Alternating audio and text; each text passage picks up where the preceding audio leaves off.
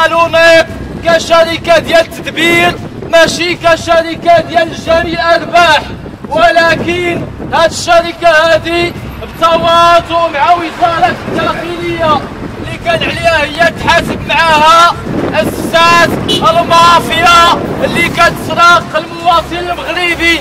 أمثلة على هاد السرقة هادي، ملي كيبغي مواطن القدرة ديالو الشرائية ضعيفة يدخل الماء، كيطلبوا منه شحال؟ كيطلبوا منه 10,000 و2000 ديال الدرهم، يعني 1,040,000 ريال باش تدخل برونشمون ولا انستالاسيون. السي المغربي كنعرفوا بأن كل دار كيكون فيها واحد مشومر، كنعرفوا القدرة الشرائية تاع المواطن الشعبي المغربي وكيفرضوا عليه هاد الأثمنة خيالية.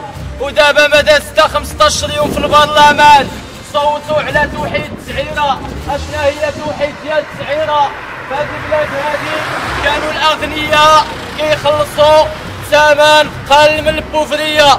البوفرية في هاد البلاد هما اللي كيخلصوا الضرائب، وهما اللي كيخلصوا الفاتورة الغالية، وهما اللي كيخلصوا المال اللي كيتسقى به الكولف، وهما اللي كيخلصوا المال اللي كيتسقاو به القصور.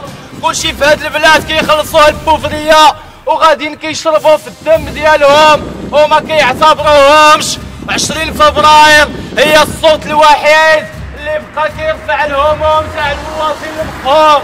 كنوجهوا انذار المؤسسة والإدارة تاع الرمسة، هادي راه ماشي وقفة، هذا فقط انذار، هذا انذار كنردوه وكنوجهوه لهاد الإدارة ديال الشفارة اللي كتكريسي المواطن